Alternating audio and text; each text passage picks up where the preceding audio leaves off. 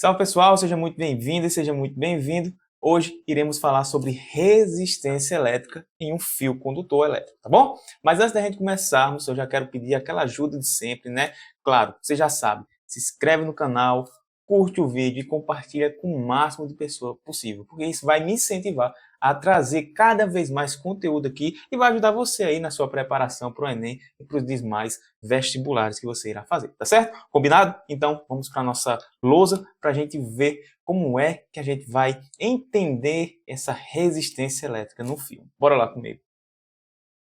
Pessoal, estamos aqui na lousa, certo? E a gente vai dar uma revisadazinha antes em alguns conceitos fundamentais para a gente chegar na ideia de resistência elétrica no fio, tá bom? Então bora lá. Partindo do fio, o que é que eu tenho? Eu vou pegar aqui um fio de comprimento, qualquer L, tá? Um fio condutor, um bom condutor, por exemplo, cobre, né? Imagina que esse fio aqui é um fio de cobre, tá? Onde ele tem um certo comprimento L e uma área, né? Uma bitola que a gente chama ali, a espessura do fio, que tem uma área A. Já já a gente vai definir. Por enquanto não é tão interessante. O que é que eu vou fazer, cara? Eu vou conectar nas extremidades dele uma fonte de energia, né? Um gerador elétrico. Por exemplo, uma pilha, tá?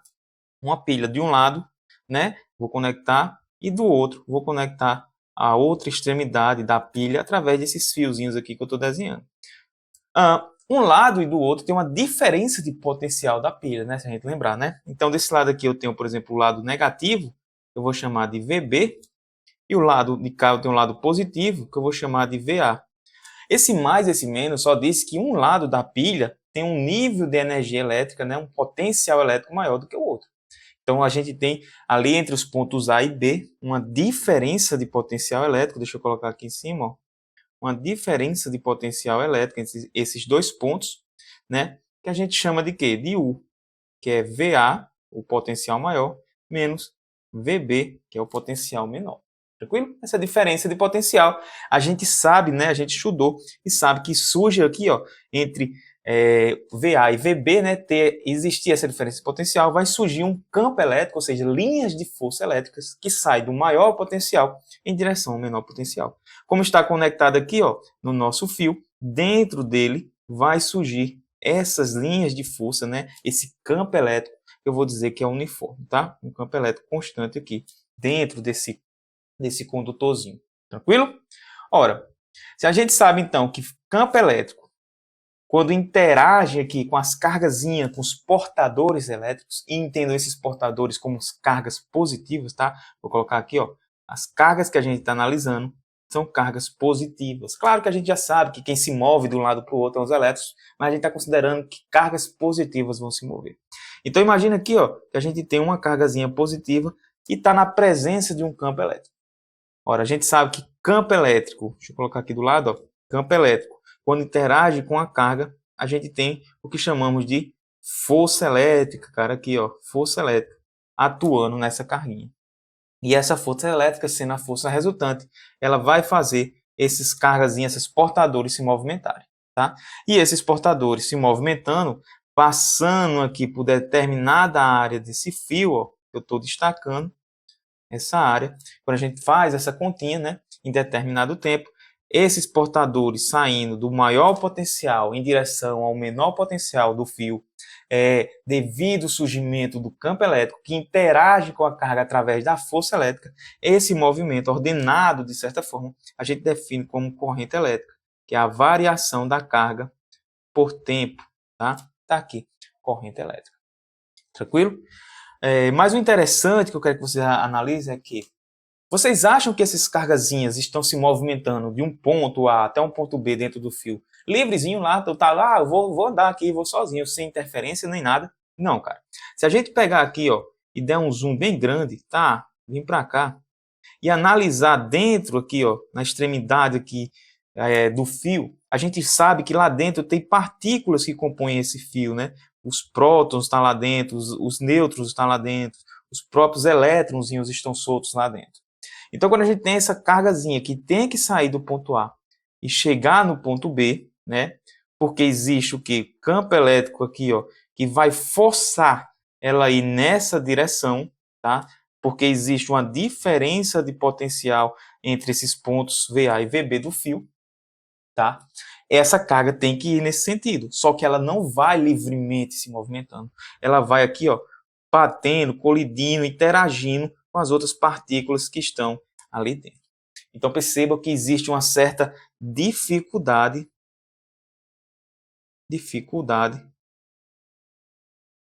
para essa carga se movimentar. Legal? E essa dificuldade que o material, que o fio imprime na passagem da corrente elétrica é o que a gente define como resistência elétrica. Tranquilo até aqui? Acompanharam? Vamos lá de novo. Tem uma diferença de potencial nesse fio, tá? É um fio aqui condutor.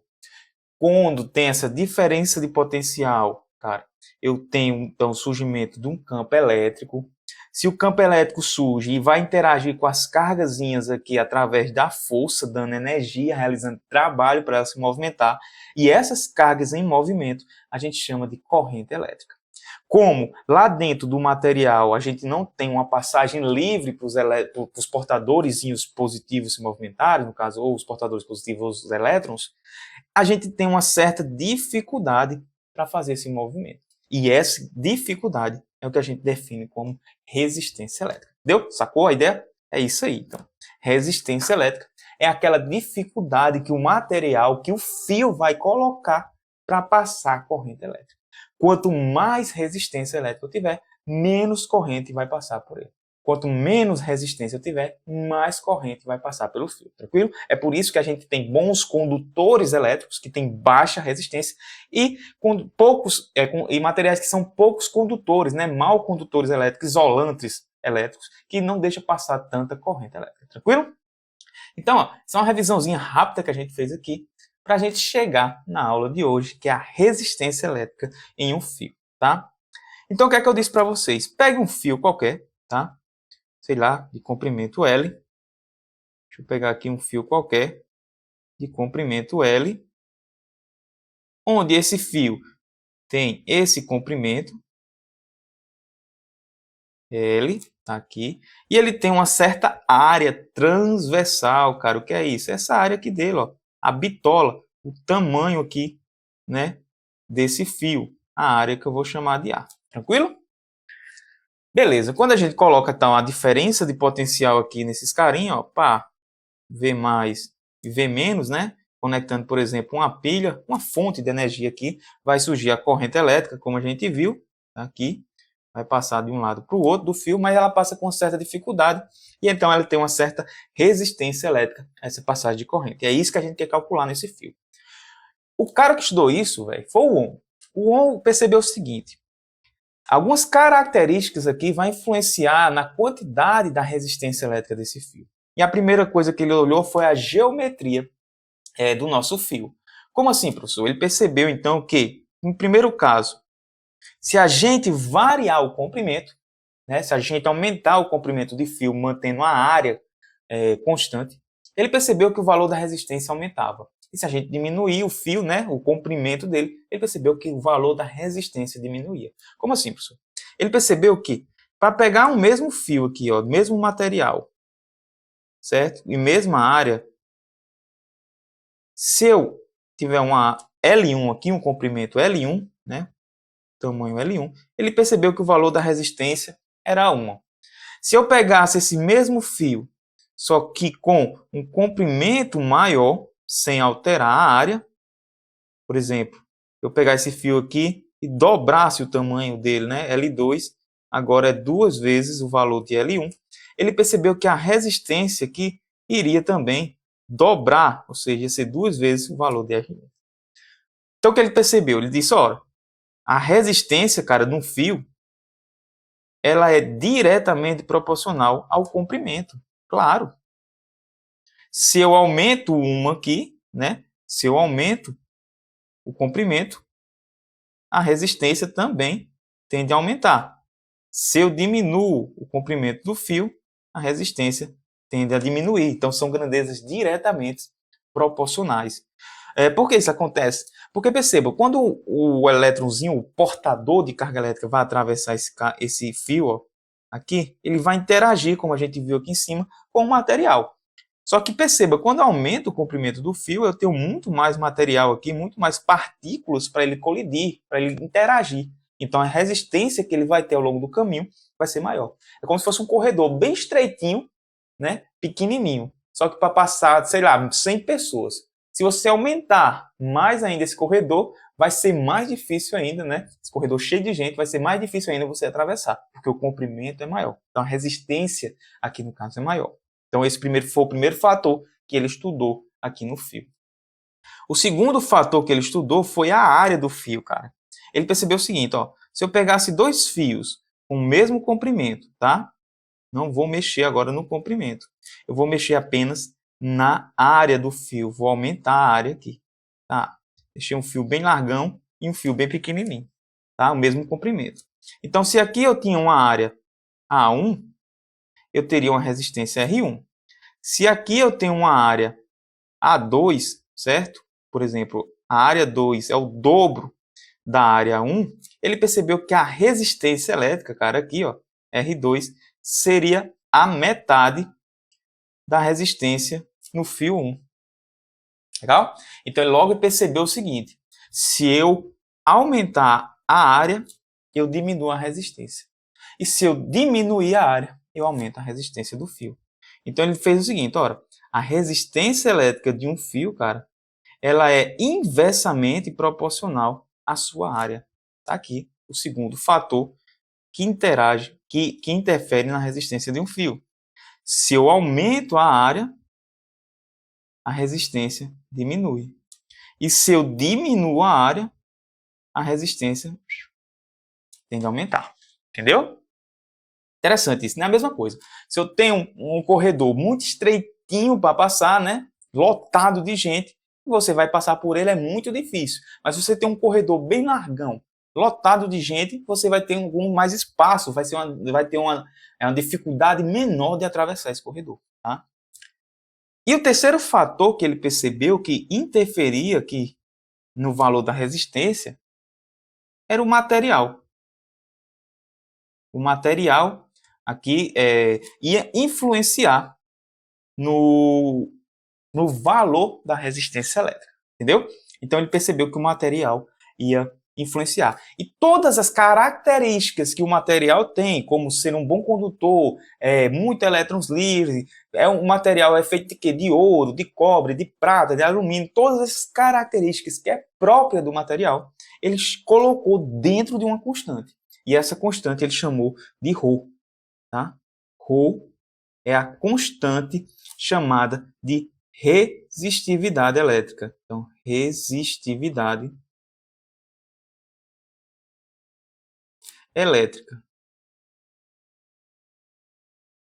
ρ. E o que é que essa resistividade me diz? Ela me diz se o material ele tem um grau de dificuldade maior ou menor a passagem de corrente elétrica. Resumindo, traduzindo, melhor dizendo, se ele deixa passar corrente elétrica facilmente ou dificilmente. Quanto maior for o ρ, quanto maior a resistividade do material, mais difícil é a passagem de corrente, ou seja, maior é a resistência do material. Quanto menor a resistividade do material, menos resistência ele vai imprimir a passagem da corrente elétrica, menor será a resistência elétrica do fio, que é composto por esse material. Então esse ρ, cara, guarda as características do fio. Já já eu falo na unidade dele. Então vamos juntar tudo isso em uma equação, tá? Uma equação que vai descrever para nós a resistência elétrica de um fio condutor, tá? Aqui, a resistência elétrica do fio vai ser dado pelo tipo de material que a gente coloca na constante ρ, diretamente proporcional ao comprimento do fio dividido pela área. Chegamos aqui na expressão da segunda lei de Ohm. Para calcular a resistência elétrica de um fio condutor homogêneo, constante, tudo bonitinho, né? A gente precisa saber as características do material, tá? Aqui é o ρ. A gente precisa saber do comprimento L e a gente precisa saber da área que esse fio tem. Legal? Bom, o comprimento L a gente mede em metros no sistema internacional. O comprimento ou a área a gente mede em metros quadrados. Em homenagem ao cara que estudou a resistência elétrica, deu-se o nome de Ohm para resistência elétrica. Então, a unidade de resistência elétrica é o que a gente chama de Ohm, certo? Representado por essa letra grega ômega, tá? Tranquilo? Então, o Ohm é isso. Então, me diz aqui, cara, qual é que tem que ser a unidade da nossa resistividade elétrica aqui para que isso dê Ohm? Ora, eu tenho 1 metro em cima, tenho 1 metro quadrado embaixo. Precisa de 1 metro em cima, que multiplique ele para cancelar. Metro com metro dá metro quadrado, simplifica com metro quadrado. Como a resistência tem que dar 1, daqui é 1 vezes metro, né? Metro aqui, ó. Cadê? Metro com esse metro multiplicado dá metro ao quadrado, simplifica com esse. O que sobra é Ohm, que é o valor da resistência, a unidade da resistência elétrica. Tranquilo? Então tá aqui a nossa equaçãozinha para calcular resistência elétrica do material. Então, deixa eu colocar aqui agora a unidade. Rho tem unidade, né? Ohm vezes metro. Tranquilo? A gente também pode escrever o que chamamos de condutividade elétrica, tá? O que seria a condutividade elétrica? Condutividade elétrica. A condutividade elétrica ela vai me dizer a facilidade que a corrente elétrica tem que passar por um determinado material. Quanto mais condutividade elétrica tiver, menor a resistência elétrica. Quanto menos condutividade elétrica o material tiver, maior é o valor da resistência. Então a gente pode definir a condutividade elétrica, certo? A gente representa por esse símbolozinho, como sendo 1 dividido pela resistividade. Tranquilo? E como a gente pode ver, a unidade dele aqui, né, vai ser ohms elevado a menos 1 vezes metro a menos 1, ou a gente chama isso daqui de Siemens, certo? Representado pela letra S. Então, o que seria então a resistividade e a condutividade? Cara, com resistividade a gente já viu. É a dificuldade que o material imprime a passagem de corrente elétrica. E a condutividade elétrica é aquela facilidade que o material tem de deixar passar corrente elétrica ou não. É só uma forma de representar as características do material, ou através da resistividade ou através da condutividade elétrica. Tranquilo? Então está aqui a nossa definição dessas grandezas e a nossa expressão aqui, a nossa equação para calcular a resistência elétrica de um fio. A gente também pode escrever, né, essa expressão em termos aqui, ó, da condutividade. Vai ficar L dividido por sigma, né, vezes A. Tá aqui. Comprimento dividido pela condutividade elétrica, certo? Vezes a área do fio. Dessas duas equações, o que você tiver aqui, né, para calcular na hora, né, ou se você tiver condutividade ou se você tiver a resistividade, você usa uma ou outra. A gente também pode definir uma grandeza chamada condutância. A condutância elétrica seria o quê? A gente representa pela letra G maiúsculo, né? Essa condutância elétrica nada mais é do que o inverso da resistência de um fio, tá?